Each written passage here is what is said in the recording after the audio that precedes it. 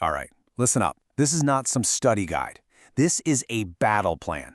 I am here to give you the doctrine that will lead you to absolute, undeniable victory over Kanji. So pay attention, because your days of failure end now. I hear this constantly, this pathetic whine. I just can't remember kanji. Let me be clear. This single flawed belief is the root of all your failures. It's the thought process that guarantees your defeat before you even begin to fight. We are going to eliminate it starting today. Welcome to your boot camp. Now, before we can build you up into a warrior, I first have to break down the rotten foundation of your current approach. We're going to start by identifying the fundamental error in your thinking. Prepare yourself. Okay, look at this. On the left, that's your illusion. That's the lie you've been telling yourself. You think you have to grasp the meaning to understand it, and only then can you possibly remember it. That is completely 100% backward. The reality, the truth, is on the right. A kanji has to be readable first.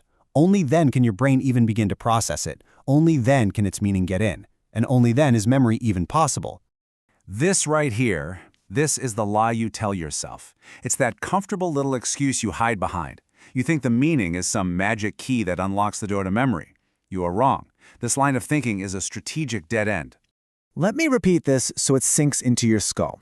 The meaning isn't sticking because it isn't even entering your mind in the first place. Why? Because the kanji itself is unreadable to you. It's a locked gate. And the key isn't the meaning, the key is the reading. This is the central truth you must accept if you want to move forward. Now, let's get into the mechanics of your failure. Why does being unreadable lead to such catastrophic results? I'm about to explain why your brain is literally hardwired to reject information it cannot name.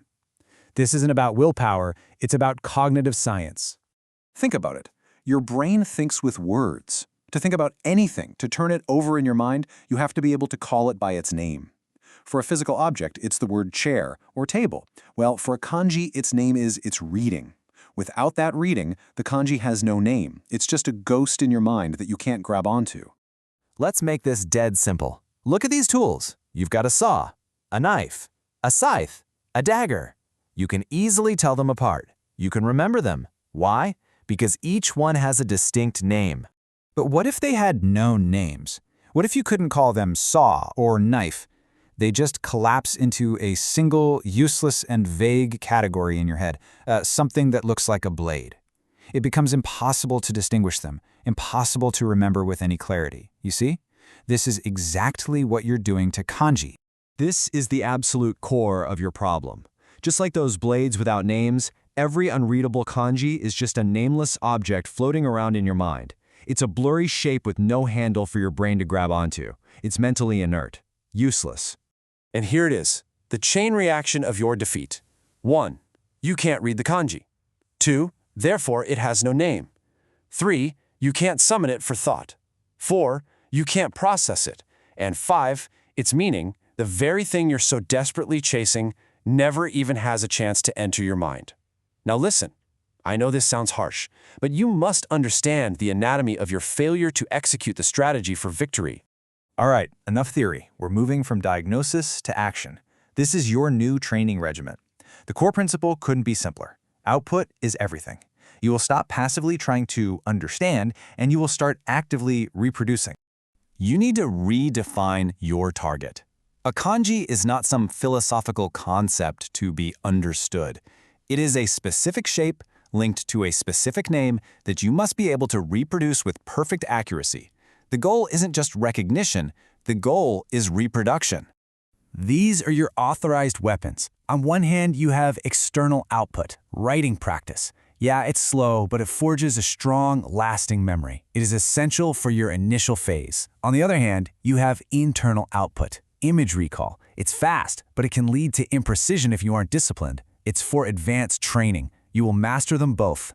This is a direct order. I don't care if you write it 1,000 times or recall it in your mind 1,000,000 times. The standard is non-negotiable. Perfect precision. Every stroke, every component, every single time. A sloppy reproduction is a failed reproduction. There is no middle ground here. This is your path. This isn't a suggestion. Phase 1, you're starting with nothing. You will build your arsenal from scratch through writing. Phase 2. The shapes are starting to take hold. You will reinforce them with a combination of writing and mental recall. Phase 3. Your ability is stable. Now you will accelerate your training with high-speed image recall. I know this path is difficult, but it is clear, and it leads directly to victory. Do not falter. So now let's integrate this training into the grand strategy. Learning kanji doesn't exist in a vacuum, you know? It is a critical component of your overall mission to achieve Japanese mastery. We're going to place it in its proper strategic context. We have to destroy another piece of flawed logic. This myth that strong reading comprehension will somehow magically grant you kanji ability. That is a foolish, foolish assumption. The truth is that reading for meaning and reproducing a character for memory are entirely separate skills. One does not guarantee the other. You have to train them separately. Now, consider the strategic implication here. Reading comprehension questions on an exam, they're unpredictable. It all depends on the passage, the phrasing, the specific question. But kanji questions, they are stable, they are predictable. Either you can reproduce the correct character and its reading, or you can't. They're a reliable source of points that you will secure. We've reached the end. I've analyzed your weakness, I've given you the theory, and I've laid out the training regimen. Now listen to my final order. This is the doctrine you will live by from this day forward. This is it. Burn this into your brain. You do not learn kanji by meaning. You create a link between a shape and its name, its reading. That name is the key. Meaning follows the name, not the other way around. Your only method is output, starting with writing. Your only standard is absolute precision. And from a strategic perspective, conceding points on kanji is illogical and unacceptable. It is a failure of discipline. And just in case you think this is all some grand theory, understand this. The doctrine I have given you is not an academic exercise. It is the field-tested, proven method that transformed a learner who was once as weak as you are into a Japanese language teacher. It works, period. I have done my part. The intelligence has been gathered, the strategy has been formulated, and the orders have been issued.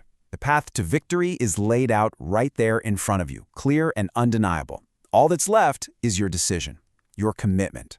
Will you execute the plan and claim your victory, or will you retreat back to your old excuses and accept defeat? The choice is yours. Dismissed.